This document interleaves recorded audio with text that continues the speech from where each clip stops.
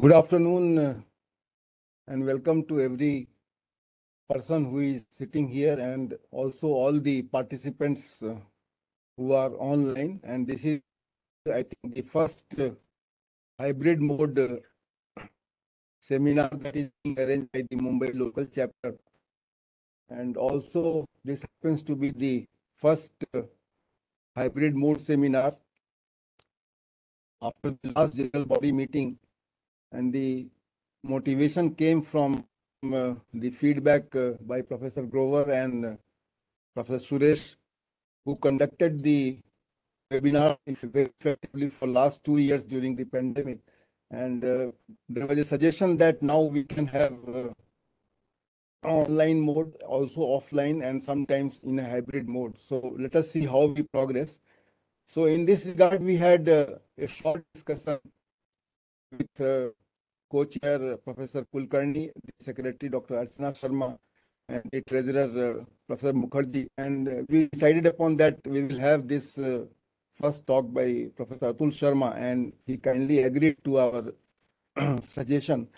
And then we thought that we will have some interaction with the students who are working in this area of computational fluid dynamics. And this session has been conducted very effectively for last 1 hour. And many of the HBNI students, they have posed their problems, they have got the feedback, and hopefully this will continue in a manner that will be very useful, because as such Mumbai is located very closely to the good industrial institutes and also the academia and the R&D organizations. So we want to amalgamate all these three, and in that Professor Atul Sharma has taken this effort to deliver his talk based on his academic experience as well as the consultancy work that he has done for many industries. So I will hand over the chair to Professor Kulkarni, and he will introduce the speaker. And after that, we will have this lecture by Professor Atul Sharma. So Professor Kulkarni, please.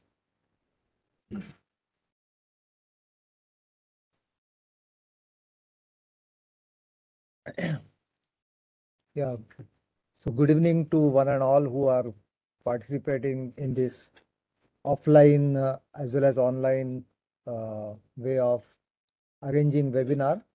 So it's my pleasant duty to introduce Dr. Atul Sharma, who is a professor in mechanical engineering of IIT Bombay, colleague of mine in the institute.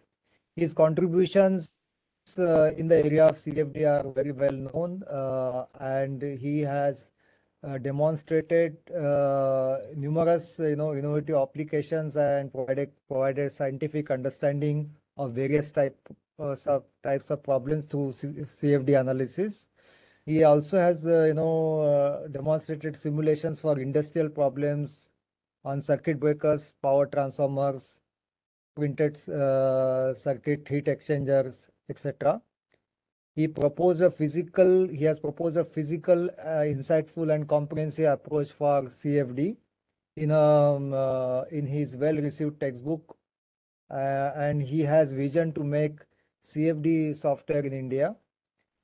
Professor Sharma is a fellow of Indian National Academy of Engineering, and his wide variety of research is published in 95 articles in 37 different well-recognized international journals. He also has 14 chapters in 5 edited books. He has contributed as a CFD consultant in Global R&D Compton Greaves Limited, Mumbai. And he has served as Secretary, National Society of Fluid Mechanics and Fluid Power. Presently, he is Associate Editor of Sadhana Journal, which is, managed by Indian Academy of Sciences. He has received IIT Bombay Departmental Award for Excellence in Teaching 2019 and also IIT Bombay Research Dissemination Award 2020. So we are very happy to have Professor Atul Sharma deliver his first talk after a gap of I think 2 or 3 months in this series organized by INAE Mumbai chapter. So I now request Professor Atul Sharma to take over. Thank you.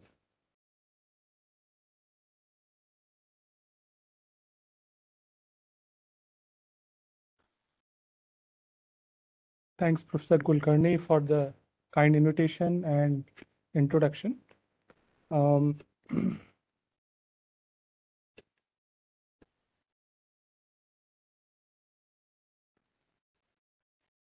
evening to all, and I welcome all of you to a lecture on computational fluid dynamics for academia and industries. This is organized by INAE Mumbai chapter, and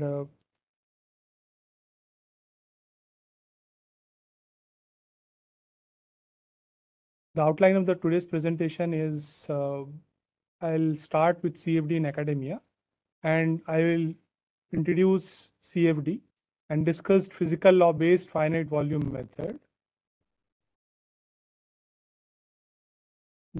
Then I'll present CFD application and analysis for academia, where I'll be presenting two different class of problems. First, biomimetic CFD study on various types of fish-like body shape, kinematics, and swimming of a 2D and 3D hydrofoil. Second problem on flow-induced coupled vibrations of an elastically mounted cylinder and a detached flexible plate. Finally, I'll present the CFD application for industries, again for two problems. CFD study on radiator fan assembly of a power transformer, CFD study on thermal hydraulic characteristics and performance of a 3D printed circuit heat exchanger. For the first problem on CFD application for academia, I will present four different studies corresponding to unified kinematics, adaptive kinematics, fish-like continuous and burst and course swimming, and 3D Batoid fish-like swimming. And for the last problem on CFD application for industries, I'll present three different problems for printed circuit heat exchangers.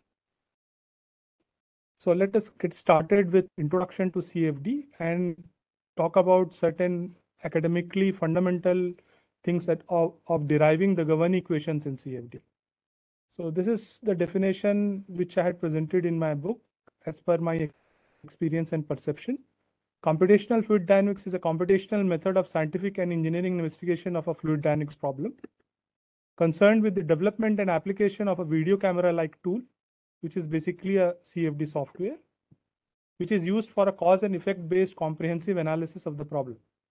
So when you learn CFD, you learn to develop a product which is a physics-based simulation software. Then you learn how to use that software or apply and generate the big data for the flow properties and engineering parameter. And then you also learn how to make a fluid dynamic movies from the data that you generate. And finally, you learn how to analyze or come up with a story which involves the scientific cause and the engineering effect. So in a CFD, there are three aspects of CFD: development, application, and analysis. As I said, you generate two types of movies. First, which is called a scientific movie, and the second, which is called as engineering movie. When you talk of this movie is a scientific exciting movie. The actors are like velocities, pressures, and temperature, which are the flow properties.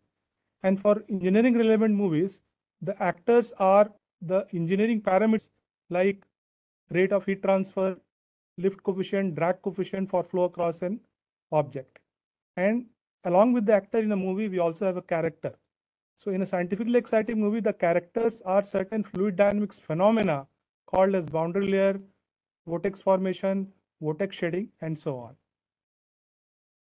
Finally, when you play these movies are silent movies. So we have to come up with an explanation of what we observe based on our understanding. So when you play the scientifically exciting movie, you understand the scientific cause of the engineering effect. So we generate two types of movies and we play them together to do a comprehensive cause and effect based analysis where engineering parameters are the effect caused by the flow structure.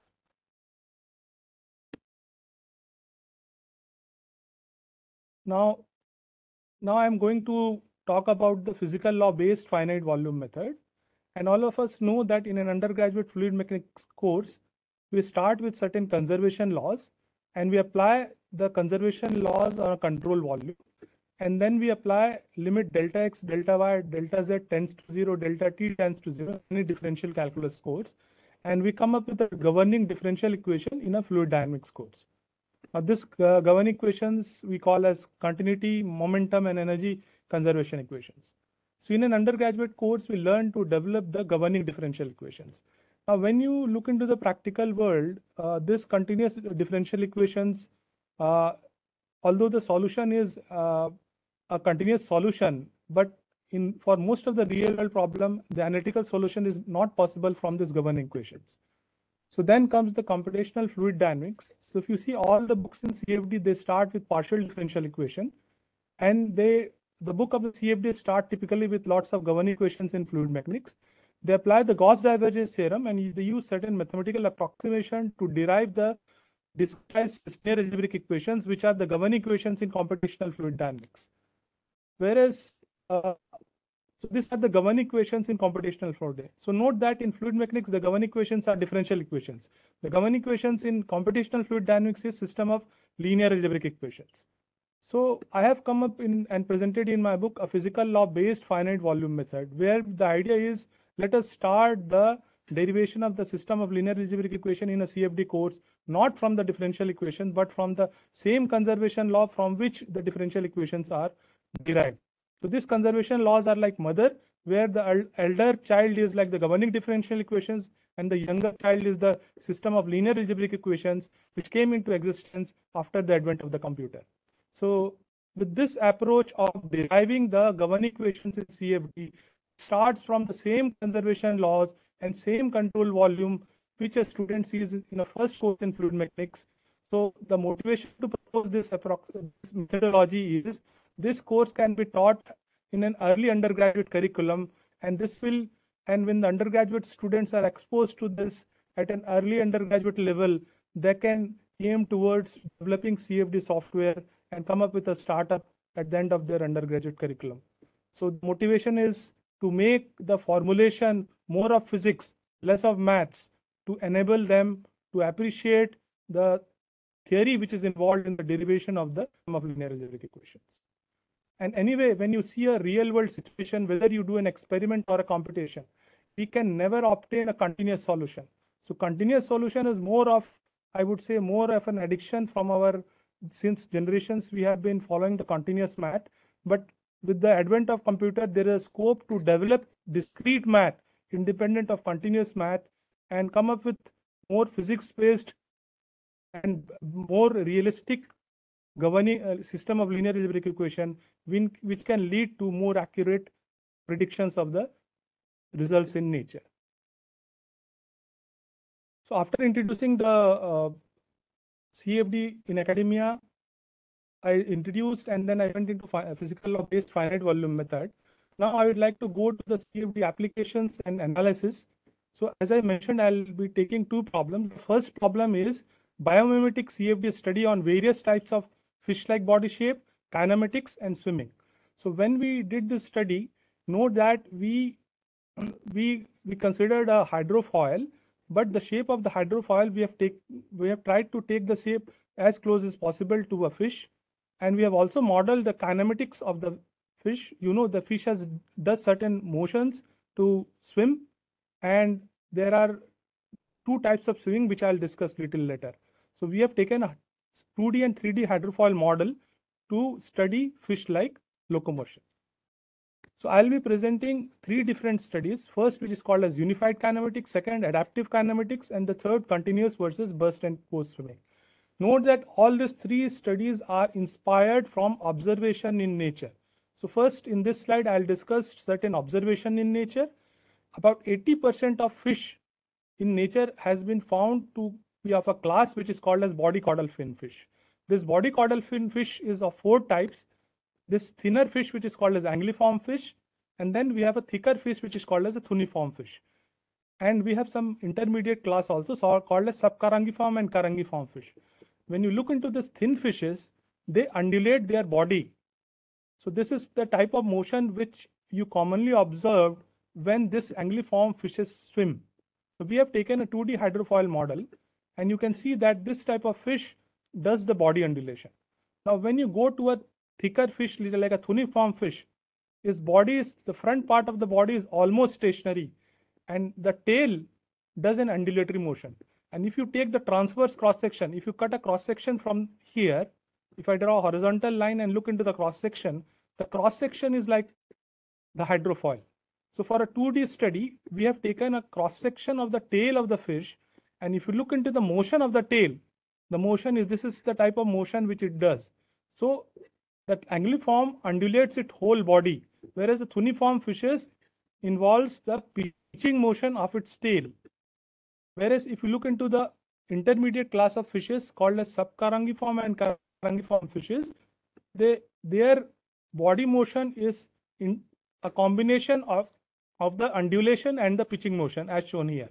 So this is the motion corresponding to subcarangiform and carangiform fishes. So in literature, people have studied this kinematics, but when we studied it, we came up with a single equations where if you see basically what is happening to model this kinematics, from the mean position, there is a delta y which varies with respect to time at different x locations. So if x is equals to 0 here and x is increasing along the horizontal direction.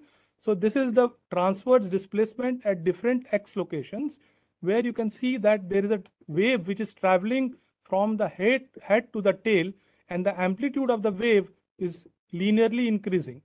So there are two parameters. One is this amplitude envelope, and the second is the wavelength of the traveling wave. So it has been found in nature that the different class of fishes have a unique value of this lambda based on their need. And so we have studied the effect of amplitude envelope and the lambda, and in a single study, we have modeled all the three types of kinematics, and that's why we are calling this study as a unified kinematic study. Just to show you this thinner fish, it has been found that the traveling wave wavelength is 1, and for the subcarangiform, it is of the order of 2. So we have found that when this lambda approaches to a larger value towards infinity, so from the same equation, you can get a kinematics corresponding to the pitching of the tail of the thuniform fish. Now, as far as the hydrodynamic performance of the fishes are concerned, there are two forces which are of importance. So when the fishes do this undulatory motion or a pitching motion of the tail, basically this motion leads to a generation of a force along the direction in which it moves. So this force is called as thrust force. And along with the thrust force, there is another force which is a lateral force which acts when the fish body uses these undulations. So these are, I will show you later, the propulsive performance will be quantified based on this thrust force. Now, as far as, so this thinner fish, lamprey, has been shown here, and there is a thicker fish with carangiform, which is a cod fish, which is shown here. In nature, it has been found, like when this thinner fish is being attacked by other fish, then what it has been found that under normal condition, they have a traveling wave with a wavelength of 1. But under certain conditions, such as when it is attacked by some thicker fish, then what it does is that it increases its wavelength corresponding to that of a thicker fish. So basically, what it's trying to do is that it is trying to adapt the larger wavelength of the thicker fish. And for some cases, it has been found that under certain conditions, the thicker fish adapts the wavelength of a thinner fish. So this is what is called as adaptive kinematics. It has been observed in nature, but here for the first time with the help of computational fluid dynamics, we have used these equations, and we have considered the thinner fish, and we have used the lambda of the larger fish to see the thermohydraulic performance. So this will be the adaptive kinematics. And the third thing which has been observed in nature is, especially for a carangiform fish, this thicker fish, it has been found that this is, if it is doing continuous undulations, this is called as continuous swimming. But under certain conditions, this thicker fish has been found that it undulates for one time period and it rests at one time period.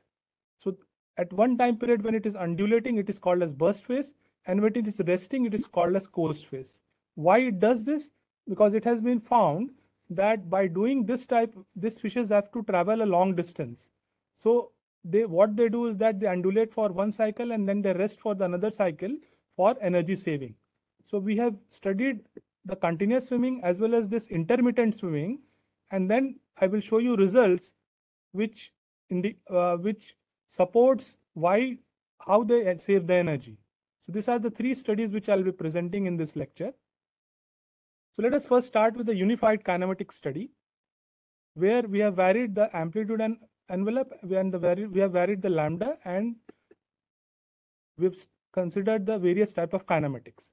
So this is the figure which shows the non-dimensional form of the thrust force, which is called as thrust coefficient, variation of thrust coefficient with increasing lambda. I would like to point out the smaller lambda corresponds to the undulating motion of the thinner fish, and the larger lambda corresponds to the pitching motion of the tail of the thicker carangiform fish. So you can see that when you increase the lambda in the unified kinematics, and we have plotted this for various frequencies of undulations. So you can see that with increasing lambda and with increasing frequency of undulation, the thrust coefficient increases. So the thicker fish generates larger thrust coefficient, so they can move at a larger speed. Whereas when you plot the propulsive efficiency, because note that to create this undulation, you have to spend certain power. And when you multiply the thrust force with the velocity, you can get the output power. So if you take the ratio of the output power to the input power, you can get the propulsive efficiency. So although the thicker fish generates a larger thrust, but if you see the efficiency, the thinner fish have a larger efficiency as compared to thicker fish. So the thinner fish have to spend less energy as compared to thicker fish. We have also plotted the variation of, this is the fluid dynamic movie corresponding to the vorticity contour for the thinner fish, and this is the corresponding to the pitching motion of the tail of the carangiform fishes. And you can see that the strength of the vorticity, which is indication of the this indicates the rotation of the clockwise. This is the clockwise vortices and this is the anti-clockwise vortices. So in a thicker fish, you can see that the strength of the vortices are stronger, which leads to a larger thrust generation. As I had mentioned earlier, that in fluid dynamics, we generate 2 types of movies. So this was the movie for the velocity vectors and the vorticity contour. This is a movie for pressure distribution. So these 2 movies are what we call as the scientifically exciting movies. And this is the engineering relevant movies, which shows the variation of thrust coefficient, lateral force coefficient, and the transverse displacement of the tail of the hydrofoil. And when you play all these 3 movies, we try to make a story which is scientifically exciting and engineering relevant. And with this, we have published a paper where we have shown that the anguilliform fishes, the thrust generating mechanism is pushing based thrust, whereas in case of a carangiform fish, the thrust generation is a lift based thrust. The second study, as I mentioned, will be corresponding to an adaptive kinematics. So as I mentioned that the thinner fish, anguilliform fish, they have in their kinematics, they use the wavelength of the traveling wave is equal to 0.65, where thicker fish uses a wavelength of 1. Whereas this is the amplitude envelope used by thinner fish, and this is the amplitude envelope used by the carangiform fish. So as I had mentioned, under certain condition, anguilliform fishes uses the lambda of a thicker fish to generate larger thrust. So to do this study from the literature survey, we have documented a table where we have for the thicker fish carangiform fish and for the thinner fish anguilliform fish, we have documented the ratio of length to the thickness of the fishes. And based on this fineness ratios, we have come up with 4 different types of thinner hydrofoil and 4 different types of thicker hydrofoil. So this corresponds to 4 different types of anguilliform fish, and this corresponds to 4 different types of carangiform fish. So just to give you that these are the various types of carangiform fish called as dace, trout, goldfish, and the various types of anguilliform fish are like eel, Pacific, haggot, borobot. So for the 4 types of anguilliform fish, this is when we have AAA, this is like a natural condition, an anguilliform fish with lambda corresponding to anguilliform and the amplitude envelope corresponding to anguilliform.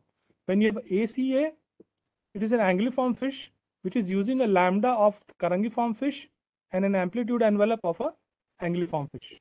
When you have AAC, it is an anguilliform fish which uses the body of anguilliform, the lambda of anguilliform, and the amplitude envelope it is borrowing from the adapting from the thicker fish.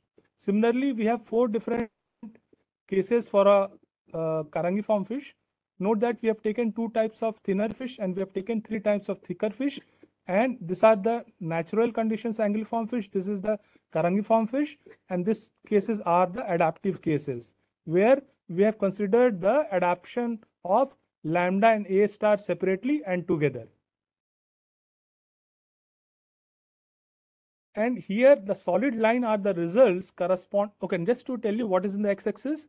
X-axis, this is corresponding to, like this is NACA 00, 0005. This is 0010, 0015, and so on. So the last 2 digit x-axis shown in this x-axis. So these are the thinner hydrofoil and these are the thicker hydrofoil. So for thinner hydrofoil, so here in this figure, so when you move from a thinner to thicker hydrofoil, the variation of thrust coefficient is shown. And the solid line in this figure corresponds to the natural condition, and the dashed line corresponds to the adaptive situation. Like here it's a anguilliform fish. This is an anguilliform fish which adapts the lambda of the thicker fish. So you can see that the adaptive anguilliform result leads to a larger thrust coefficient. So when an anguilliform fish adapts the larger lambda of the thicker fish, it leads to a larger thrust coefficient through which it can increase its speed. Whereas if the same adaptation is done, like if a thicker fish adapts the smaller lambda of the thinner fish, then it leads to a decrease in the thrust coefficient. Whereas when you consider the adaptation of only amplitude, you see that so this is the natural case, the solid line, and the dashed line are the adaptation case. The effect of adaptation of amplitude by anguilliform and carangiform shows that the adaptation does not lead to a, it leads to a negligible variation in the thrust coefficient. Finally, when you consider the adaptation of both lambda and amplitude, you see that this figure is very similar to that adaptation of lambda. Whereas earlier slides were for thrust coefficient. But along with the thrust in nature, whenever you want something, you have to pay for it. So we also plot the efficiency, which is the ratio of the output power to the input power. So although the thinner fish generates larger thrust with the adaptation, but the dashed line here shows that the propulsive efficiency by adapting the larger wavelength of the thicker fish, the propulsive efficiency has reduced. Whereas when a thicker fish adapts the smaller lambda of the thinner fish, its thrust coefficient increases, but the propulsive thrust coefficient decreases, but the propulsive efficiency increases.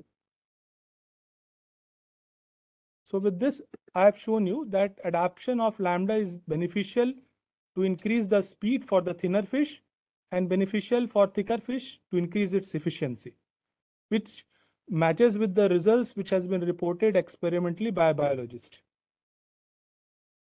Thereafter, we have studied the third type of study, which is called as continuous versus intermittent swimming. So whenever a fish body starts undulating, initially there is an acceleration and then it approaches to a constant velocity. So this is a figure which shows that with respect to time, in the x-axis it is a time, and in the y-axis this is the propulsion velocity. So initially you can see that it is a curve which is increasing and then it is almost asymptotic. So initially there is an acceleration, and if you take the velocity, then it almost becomes a constant velocity.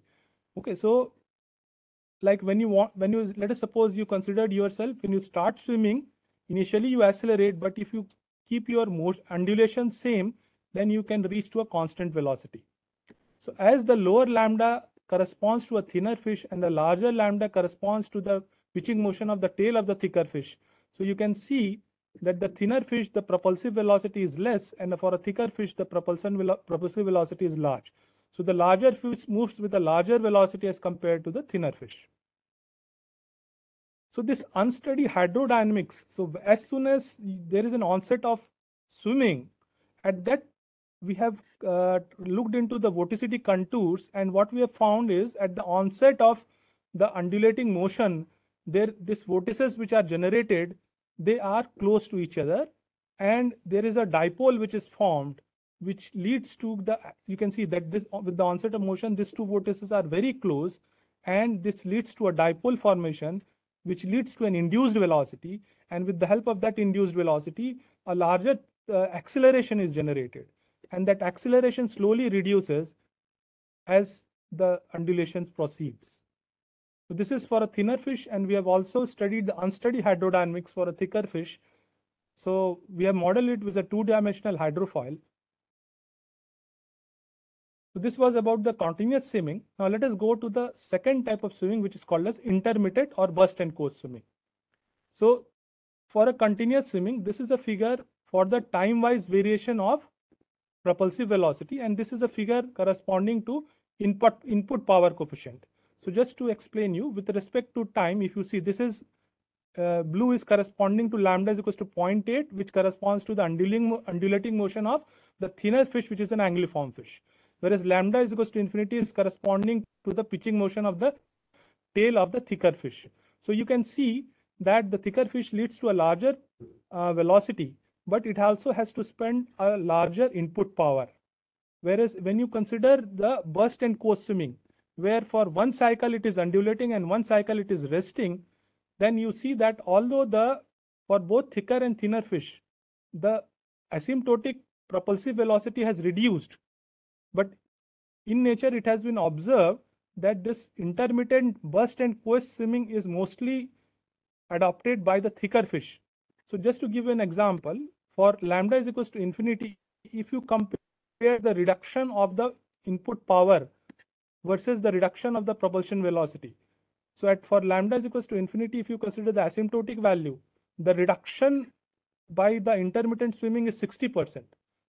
Sorry, the reduction is 60. So there is 60% reduction in the input power, and the reduction in the reduction in the velocity of swimming is smaller as compared to the reduction in power. So although with the reduction in the propulsion velocity, the travel time will increase, but it will save a lot of energy. So this CFD simulation, for the first time, it demonstrated the natural observation, the considerable saving in the energy while doing the burst and coast swimming, which is mostly adopted by the thicker carangiform fishes. After the series of 2D simulations, the student who has worked on this is a PhD student. He had gone to attend a APS, which is an American Physical Society conference, to US, and there in an aquarium, he has created this video of a fish which undulates like a bat, and it flaps like a bat and undulates like a fish. So it has like a wing, but its body also does an undulation. So we modeled this fish, which is called as a Batoid fish, like an ellipsoid. And if you see its frontal cross section, if you take a cross section from this side, it's like a 2D hydrofoil. And if you take the streamwise cross section, it's like a thin plate which is doing a flapping motion. So we have modeled it kinematically. So this is the type of motion. So if you take the frontal cross section, this does an undulating motion, which is a fish-like undulating motion. And if you consider the cross section along the streamwise direction, it does the bird-like flapping motion. So it's both flapping and undulation. So for this type of Batoid fish, we have done 3D simulations, and we have also quantified the variation of thrust coefficient with increasing lambda for various aspect ratios of this ellipsoid. We have also studied the flow pattern, the three-dimensional flow pattern, and we have quantified the flow physics, and we have classified the vortices as span-wise vortices, and then tried to correlate with the engineering parameters. So with the series of biomimetic simulations, we have based on all these studies have been done with our in-house code, not through any software. It reveals a detailed hydrodynamic characteristics and predicts propulsive performance, which matches with the natural observations. The present series of natural as well as artificial cases of fish-inspired study on a hydrofoil reveals efficient flow mechanisms, which can lead to need-based efficient design and development of autonomous underwater vehicle or energy extraction devices. The second example which I would like to take is flow-induced coupled vibration of an elastically mounted cylinder and a detached flexible plate, which has a wide range of application for energy harvesting. And this work has been recently accepted in Journal of Fluid Mechanics. And so the fluid structure interaction is gaining a lot of importance in the present recently. And it involves interaction of a movable or deformable structure with external or internal fluid flow. Like in nature, we commonly observe curling of leaf in wind, and fish locomotion, bird flights are also involves fluid structure interaction. The fluid structure interactions involves complex flow patterns and flow-induced vibrations. So it leads to certain periodic vibrations. These are some of the examples. I would say it's like more old examples where the flow-induced vibrations we want to suppress. This is the vibration of the famous Tacoma Narrow Bridge, where the frequency of vibration, the flow-induced frequency of this bridge matches with the natural frequency of the structure. And this leads to catastrophic failure of this bridge. And this is like the beam supported through in a traffic light, which vibrates due to the flow across the this beam. But recently, this flow-induced vibration has been, so these are like we want to suppress it. But recently, this flow-induced vibration has been used for advantage for energy harvesting. Like there is a work by Professor Alan Smits, who has designed a thin flexible plate, and when the flow passes through it, it does certain undulating motion, and by connecting a piezoelectric sensor, we can generate the energy from this system. Similarly, this is a bladeless wind turbine form, where due to flow-induced vibration through piezoelectric sensor, the energy is extracted from these devices. So this is a problem which has been classically studied by considering a cylinder of circular shape, but the novelty in the present study is that we have considered a thin plate which is flexible in nature behind this object. So let me introduce the problem. This is a cylinder of circular cross section, and the wind or water is flowing with a constant velocity u infinity. So when the fluid flows over this object, and if this cylinder is attached, if it is attached to a spring and a dashpot. So by connecting this object structure with a spring and a dashpot, what we are allowing is we are allowing it to move only in the vertical direction. We are restricting other motions. So when the flow passes through it, there is a fluid structure interaction, and then the forces due to the fluid flow generates certain lateral forces or lift forces. And when we connect this cylinder with a spring and a dashpot, then this vibrates in the vertical direction, where this yc is the vertical displacement of the cylinder with respect to time. We have done a non-dimensional study. We have considered the cylinder as rigid, whereas this plate, we have considered it as a flexible plate, and it is like a cantilever support. So this is a fixed support at the leading edge, and this is the flexible plate. And this is a computational domain along with the boundary conditions. And when the fluid passes through it, the cylinder moves up and down, whereas the action of the fluid flow, when the cylinder moves up and down, it also varies the flow near to the flexible plate, and that variation of the flow leads to a flow, the fluid dynamic forces, which leads to the periodic oscillation of the flexible structure. We have studied this work for in our non-dimensional study, where we have considered the mass ratio for the cylinder as 1. We have considered the damping coefficient as 0.005. We have varied the reduced velocity, which is the ratio of the free stream velocity divided by the natural frequency of the cylinder vibration into diameter. And this natural frequency for the cylinder is directly proportional to the square root of the stiffness of the spring. So if you reduce the stiffness of the spring, then you are increasing the reduced velocity. So in the study, we have varied the stiffness of the spring, and by making it more flexible, we are increasing the reduced velocity. So we have studied the effect of increased reduced velocity, and we have also varied the gap between the two structure, and then try to see the amplitude of vibrations.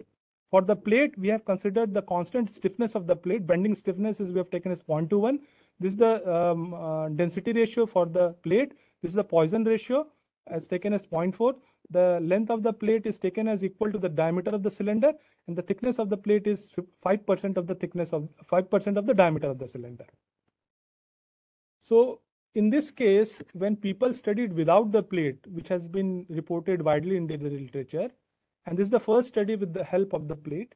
So when you consider without plate, when you plot the variation of the amplitude of the cylinder vibration with increasing reduced velocity, I would like to remind that the increasing reduced velocity can be obtained by increasing the flexibility or reducing the stiffness of the spring.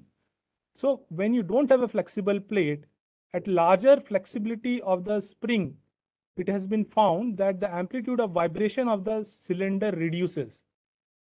And for the first time, we have shown that if you take a flexible plate and when you bring it closer, instead of reduction, you can not only sustain the larger amplitude, but even you can enhance it.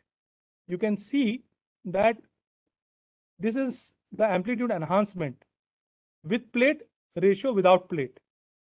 So with plate, we can see that you can get around 40% enhancement in the amplitude of vibration. And this enhancement in the amplitude of vibration can be effectively used for energy harvesting. So we have found that there is a transition from the trend of increasing decreasing to an asymptotically increasing trend. This trend is commonly seen in literature. This is called as, we are calling it as a VIV type of trend, and this is called as galloping like trend. So we are finding a transition from VIV to galloping response with decreasing spacing between the cylinder and the plate. So at larger gap, you get VIV increasing decreasing response, and low gap, you get an asymptotically increasing response. This characteristic, this transition is not only found for the amplitude, but it has also been found for the non-dimensional frequency and the phase difference. This is a non-dimensional frequency, which is the ratio of the frequency of vibration of the structure to the natural frequency of the structure. And this phi c is the phase difference between the lift force acting on the cylinder and the vertical displacement of the cylinder. So this transition is not only found for between the high gap and low gap, the change in the trend of variation for amplitude, but it has also been observed for the non-dimensional frequency and even for the phase change. For larger gap, there is a transition from 0 degree to 180 degree phase difference. So from in phase to anti-phase with increasing U star.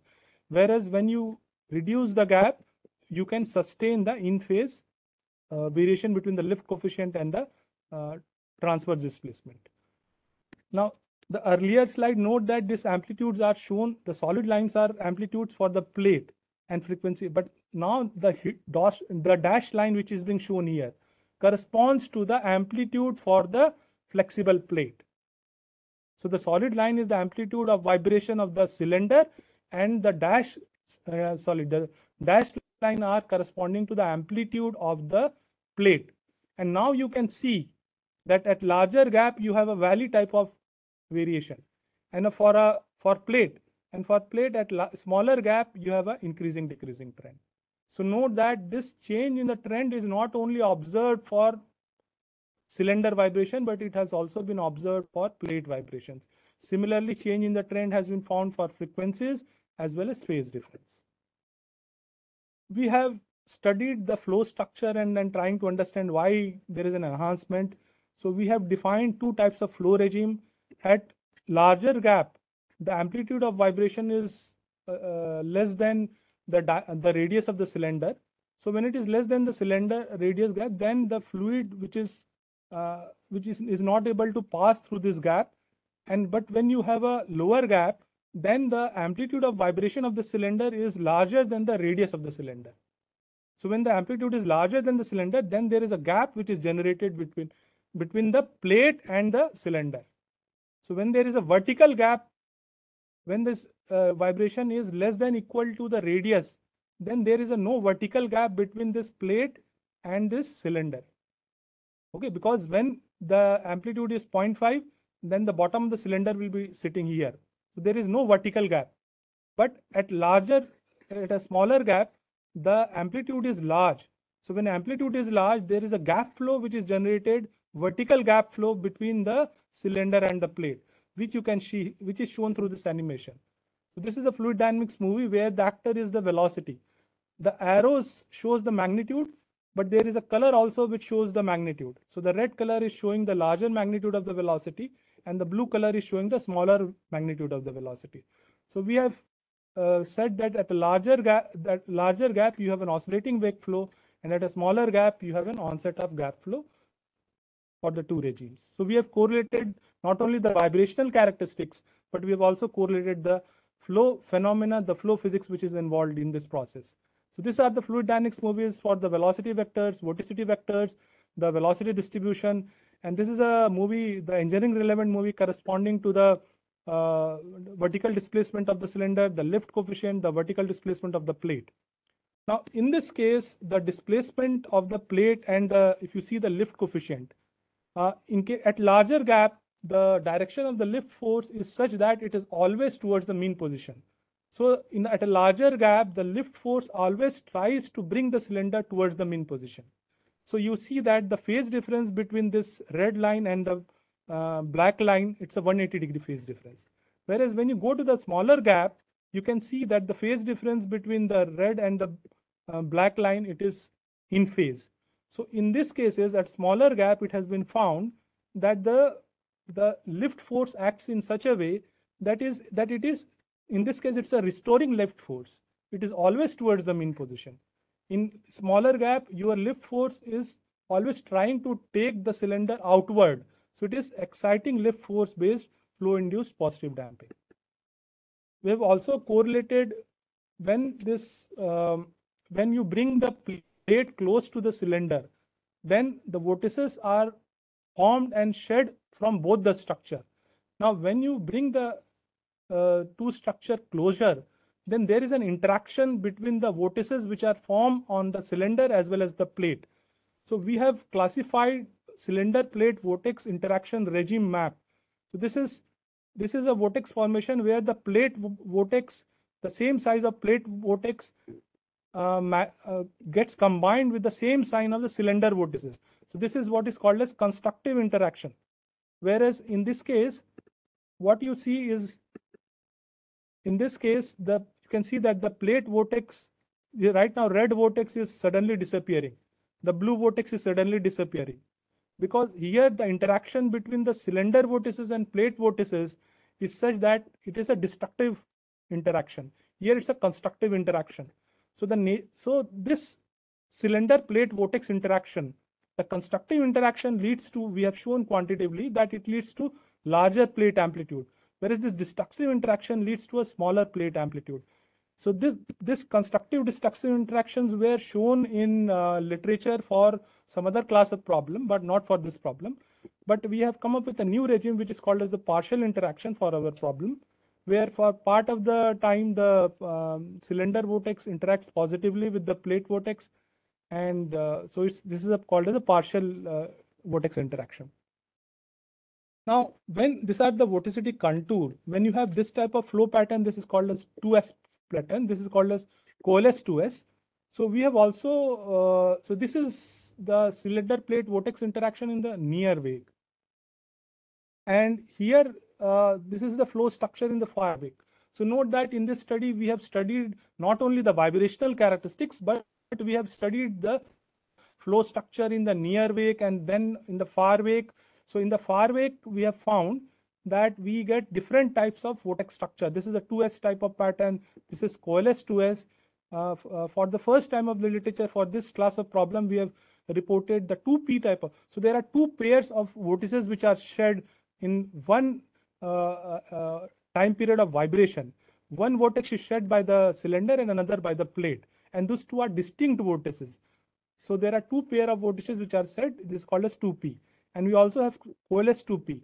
We have drawn regime map corresponding to various values of the reduced velocity and gap for the vortex interaction regime map and vortex shedding regime map.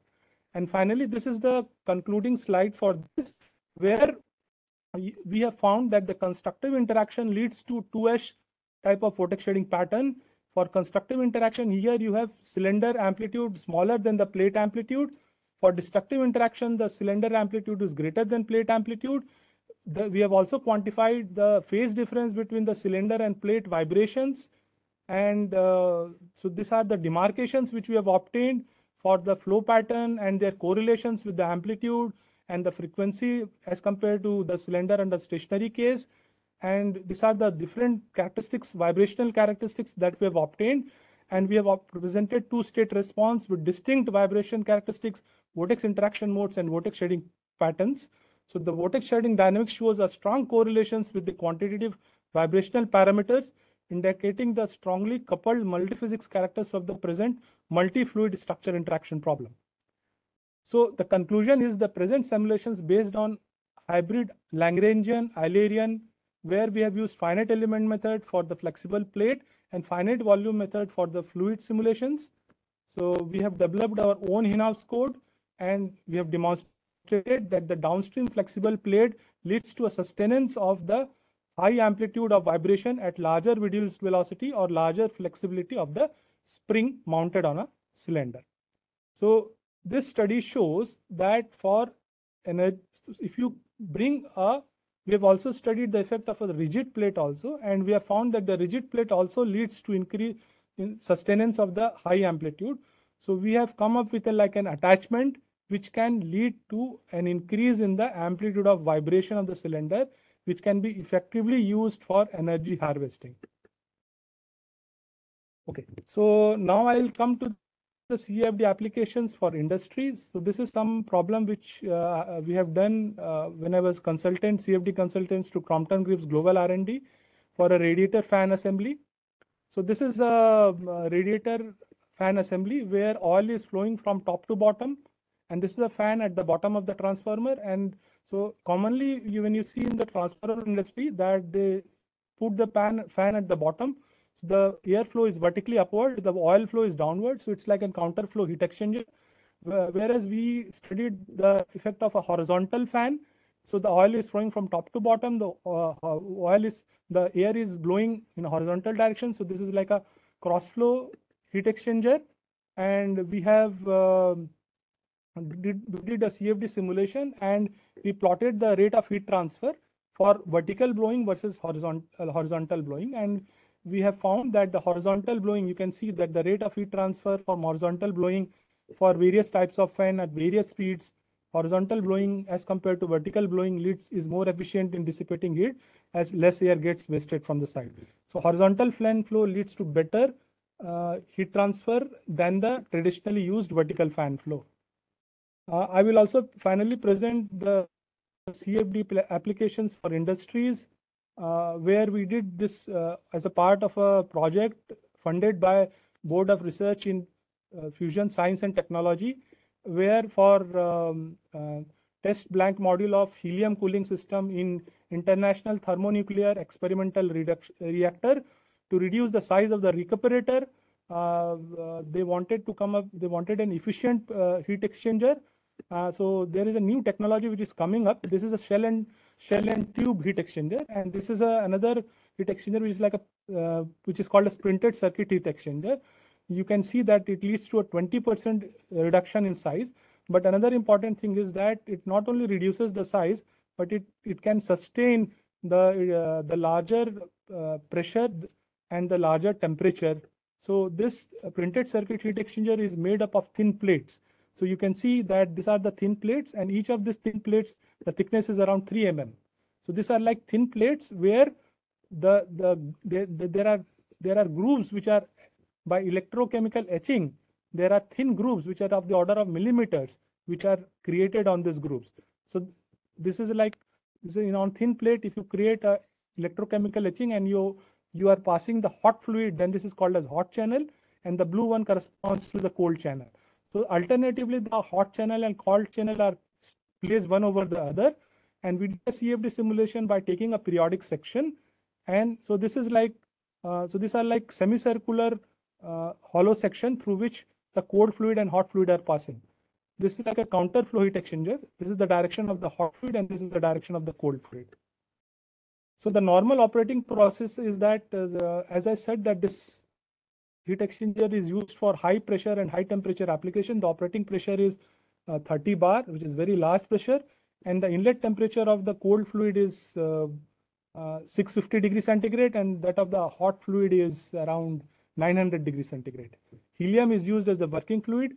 The solid material is an alloy 617, and the mass flow rate is 15 to 60 kg per hour. So normally you see in the literature the printed circuit heat exchanger which are made of the straight channel. We have considered the other shapes of the channel. We have considered the wavy shapes, and we have found that they have a better thermal hydraulic performance. So first we started with a straight channel, and then we have, for a straight channel in the first work, we have considered like when you put alternatively hot and cold channel, versus when you put a cold channel in between two hot channels. This is called as double banking. So when this cold channel, you can see there are two hot plates and a cold plate is sandwiched between two hot plates. So this is called as double banking. So this is a single banking periodic model, and this is a double banking periodic model. And similarly, you can arrange this two in a aligned fashion, or you can also have it in a staggered fashion. So we have studied the effect of banking and the alignment. So with the change in the, this is an aligned and this is a staggered. So we have compared the rate of heat transfer per unit volume and the pressure drop. So between the aligned and the staggered arrangement, we found almost same result. So there is no effect of the change in the staggering. Whereas when you go from a single banking to double banking, the rate of heat transfer power density reduces, and the pumping power increases. So the single banking is more efficient as compared to double banking. We further studied this and found similar result for various mass flow rate. This is something which was proposed by our collaborator, Dr. K.N. Vyas, when we did this project with IPR, and he proposed to use dimples. So we considered this straight channel, but along with this, we have considered hemispherical dimples on hot channel and cold channel. And we found that when you increase the number of dimples, there is an increase, but after a certain number of dimples, the increase in the rate of heat transfer asymptotes. So we have found the increase. So the dimples are effective, but not too many. Few dimples leads to an increase in heat transfer. Finally, we have studied the effect of, so the previous study was on a straight channel. Then we went into sinusoidal wavy channel, where this wavy channels for hot and cold, they are in antiphase. And we have, this is a CFD movie corresponding to, because when the fluid moves, it changes its direction. So classically, you have learned in fluid mechanics, when it's a straight channel, then the high velocity region comes to the center, because near to the wall, there is a growth of the boundary layer. So the large velocity region is near to a center. But when the fluid changes its direction in a sinusoidal fashion, the large velocity region periodically oscillates. So note that this is a high velocity region, and it oscillates and comes near to the wall, which leads to enhancement in the heat transfer. So for the with the increase in the angle of this triangular wavy channel, when we compare the ratio of Nusselt number of wavy versus straight, we found that there is a substantial enhancement in the heat transfer, although there is an enhancement in the friction factor also. But we have found that the enhancement in heat transfer is more as compared to enhancement in the power friction factor. Similarly, we have studied this for various shapes of the wavy channel: trapezoidal wavy, sinusoidal wavy, and triangular wavy. And we have found that even the trapezoidal and sinusoidal give better result as compared to the triangular. Due to the lack of the time, I'll move to the conclusion. So we started with a single wavy channel, straight channel. Then we moved into triangular wavy channel, and we have found that the triangular wavy channel based PCHE leads to better thermal hydraulic performance as compared to straight channel. But when we extended from triangular wave to trapezoidal and sinusoidal, we found that it leads even better performance as compared to triangular. However, the trapezoidal wavy channel leads to the best performance. Finally, I would like to conclude by saying that presently CFD in academia is used mostly for 2D simulation and single physics problem. In future, CFD will also be more commonly used for 3D simulation, and multiphysics problem, along with the usage of physics-based machine learning techniques for efficient computation. If you look for CFD in industries, presently CFD is used mostly as an analysis tool. In future, CFD will also be commonly used as a machine learning based design and optimization tool. These are the references. Although I have mentioned the paper corresponding to the various work that I had presented, but I would like to mention that the work I have presented here corresponds to 4 PhD theses. So these 2 PhD theses done corresponds to fish-like locomotion. This was corresponding to flow-induced vibration, and this is corresponding to printed circuit heat exchanger. Finally, I would like to acknowledge my gurus, Professor J. Srinivasan from IIT, Professor Ishwaran from IIT Kanpur, Professor Muralidhar from IIT Kanpur, and students in my lab, Namshad and Siddharth, who had worked on fish-like locomotion. Charu worked on flow-induced vibrations. And Anish, who has worked on printed circuit heat exchangers.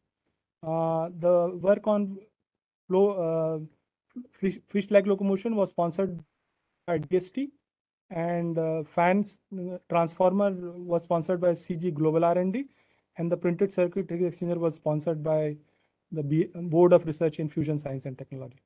Thank you for your attention. I welcome for any questions.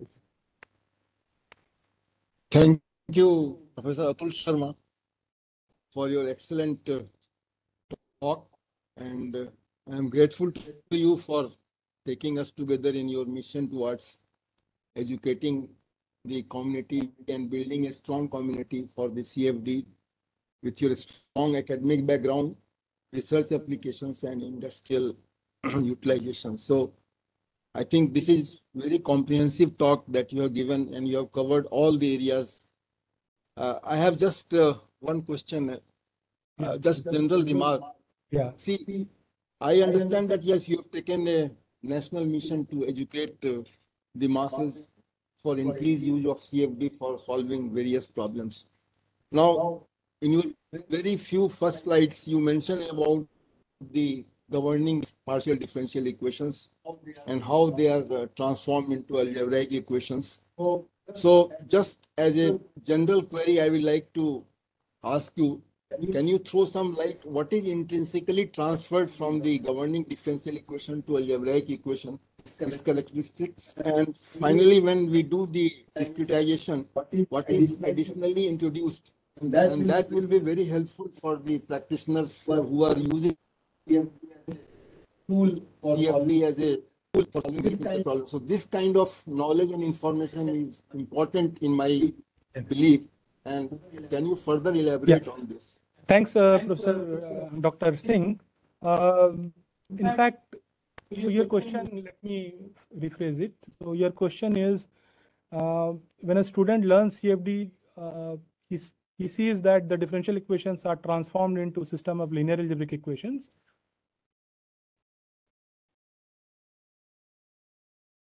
Governing equations in computational fluid dynamics. So the physics which is involved in this transformation, I would say I have followed a different route where I start with the conservation laws, because the route which is being followed from differential equations to linear algebraic equation is a mathematical route, because it follows a route of volume integral, Gauss divergence theorem, and so there is some mathematical jugglery which is involved, which I have found teaching the students of various colleges all over India, that they really struggle to appreciate that transformation. Whereas I have found that when I start with a control volume, which they see in the first class of heat transfer on fluid mechanics, and from the same control volume, if I apply the same conservation law, but when I have to develop system of linear algebraic equation, I have to introduce discrete form of conservation laws. I have to introduce certain discrete math. So what I'm trying to say is that I have come up with an alternate methodology of showing them the transformation not from differential equation to linear algebraic equation, but transformation from conservation equations to system of linear equation. Because conservation equations are like mother to the subject, whether it's for analytical fluid dynamics or it is for like a computational fluid dynamics. So that way, physical law based finite volume method make them understand and appreciate in a much better sense.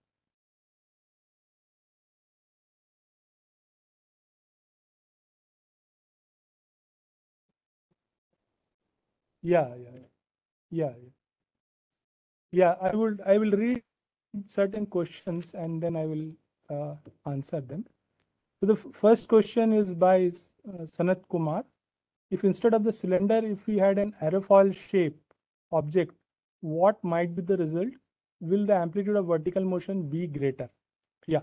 So yes, with aerofoil shape also, there are certain studies which are available, and this shape has a different characteristics.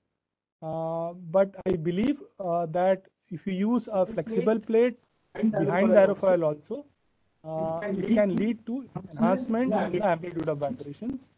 But each shape has its own characteristics, vibrational characteristics. So I cannot say whether it will be more or less. It depends on the various parameters that you consider. The second question is it required to have some sealing around the plates which are stacked one on top of the other? Yes, this question is for printed circuit heat exchanger. So the question is, when we create electrochemical etching on various hot and cold plates, then the question is whether we require a sealing. Yes, we have to do what is called as diffusion bonding. We have to create a bonding at an atomic level. You know that the helium, which is at operating pressure, is 30 bar. So the pressure is very high. We don't need any normal sealing. We need a very good sealing. Okay, so this is one of the best technologies we have to use. So we have to do diffusion bonding for sealing. Okay, the next question is. So yeah, the question is, it's like a plate type of exchanger. Yes, but the grooves that are created are extremely small, although it looks like a plate exchanger. Another question is by Sachin Paramane. This question is, what is 2S and 2P of vortex shedding of flow across the cylinder with plate? So just to give an example, if you consider flow across the cylinder, it is commonly seen that when the cylinder vibrates, in one time period of the vibration, there is one pair of vortex which are shed, which is called as 2S. Now, when you have a plate behind it, in certain cases we have found that in one time period of vibration, there are two pair of vortices which are shed. One pair corresponding to the vortices which are shed by the cylinder, another pair corresponding to the vortices which are shed by the plate. So those two pair is called as 2P vortex shedding. These are the questions that I see in the chat box.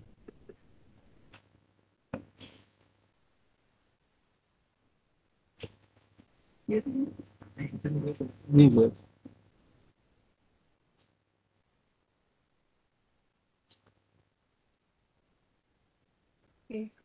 I hope there is no more questions. Everybody is thanking sir for a very good talk.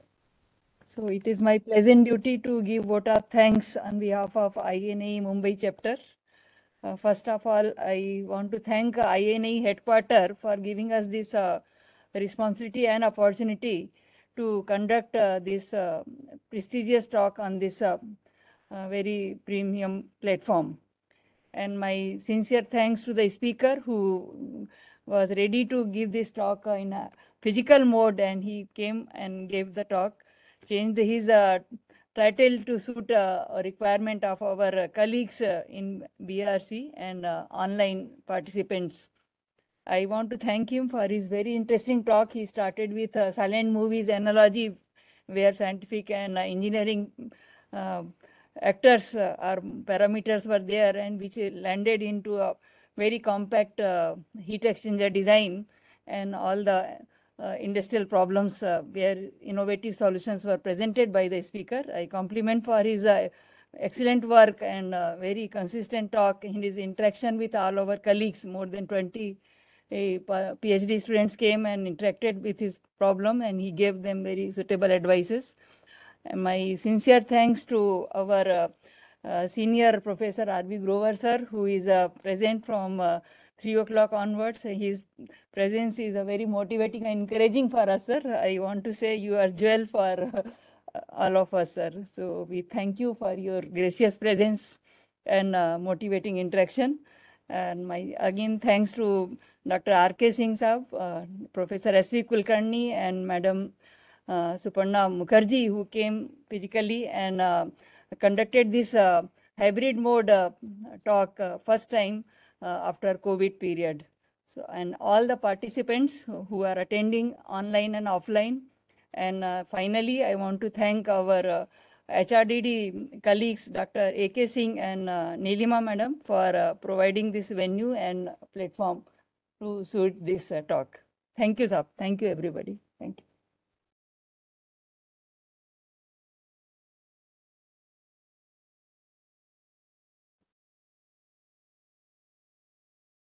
Yeah, thank you for your attention.